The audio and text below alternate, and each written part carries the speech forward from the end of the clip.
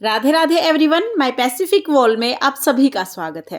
Friends, आज की video में मैं आपको नाग पंचमी की कहानी सुनाऊंगी। तो देखिए, जहां पर आपने नाग पंचमी की पूजा की है वहीं बैठकर आप कहानी सुने। कहानी सुनने के लिए हम एक लोटा जल ले लेंगे। इसके बाद हम अपने सीधे हाथ में मोठ बाजरा लेंगे। अगर आपने मोठ बाजरा नहीं भिगोया है तो आप अक्षत यानी कि चावल ले सकते हैं।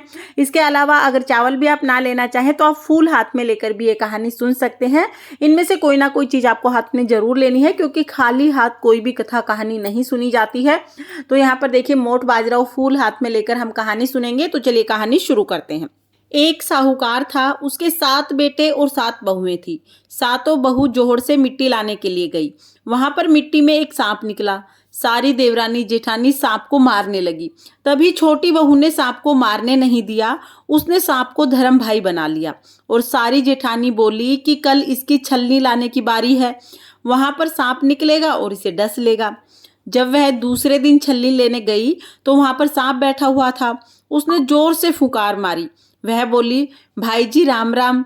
सांप बोला, तूने मुझे भाई बोल दिया, नहीं तो मैं तुझे खा जाता। तब छोटी बहू बोली कि तुम मुझे कैसे खाते, तुम तो मेरे धर्म के भाई हो और मैं तुम्हारी धर्म की बहन हूँ, इसलिए तुम मेरे को कैसे खा जाते। जब वह घर गई तो उसे देखकर जेठानियां बोली कि इसे तो सांप देवता ने नहीं खाया। वहां से भी वापिस आ गई। कुछ देर बाद सांप देवता भाई के रूप में छोटी बहू को लेने के लिए आया। तब जेठानियां बोली कि हमारा तो पीहर भी है, फिर भी कोई लेने नहीं आता। इसका तो पीहर भी नहीं है, फिर भी इसका भाई लेने आ गया। बाद में उसको सिर धोकर, मेहंदी लगाकर और सामान इकट्ठा करके सबने भेज दिया। पीहर पहुंचकर सांप की माँ ने बेटी की खूब खातिर की। एक दिन उसकी पड़ोसन से लड़ाई हो गई तो उसका धर्म का भाई अपनी माँ से बोला कि अब बहन को ससुराल भेज दो। भाई ने और माँ ने बहन को बहुत सारा धन दिया। तब उसकी चाची ताई बोली कि तुम्हारे भाई ने तुम्हें 6 कोठों की चाबी दी है, परंतु 7वें कोठे की चाबी नहीं दी। वह अपने मन में बोली कि भाई ने मुझे 7वें कोठे की चाबी क्यों नहीं दी।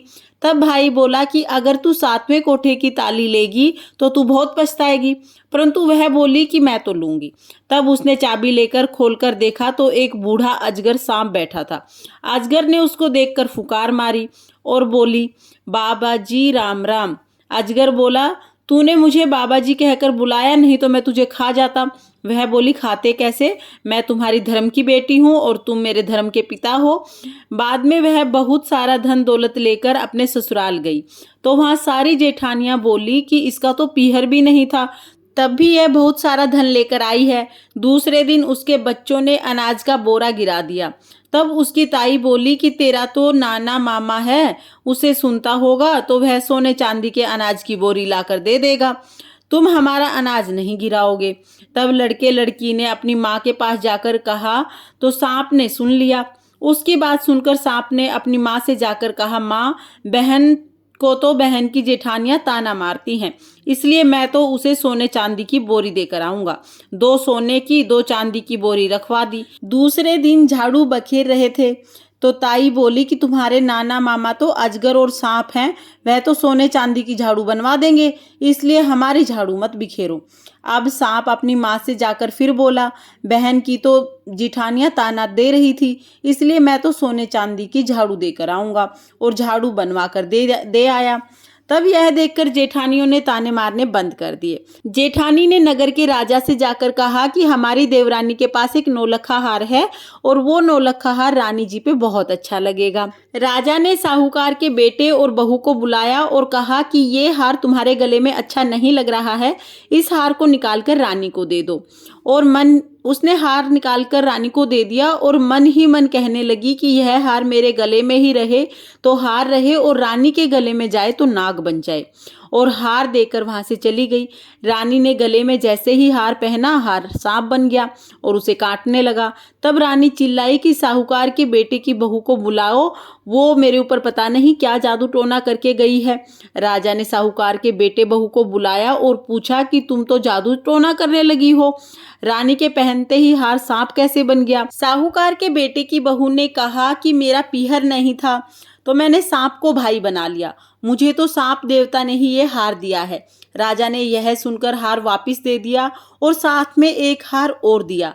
यह देखकर देवरानी जेठानियों ने सोचा कि यह तो राजा रानी से भी नहीं डरी। अब जेठानियों ने उसके पति को सिखा दिया और कहा कि पता नहीं ये इतना धन कहाँ से लेके आती है।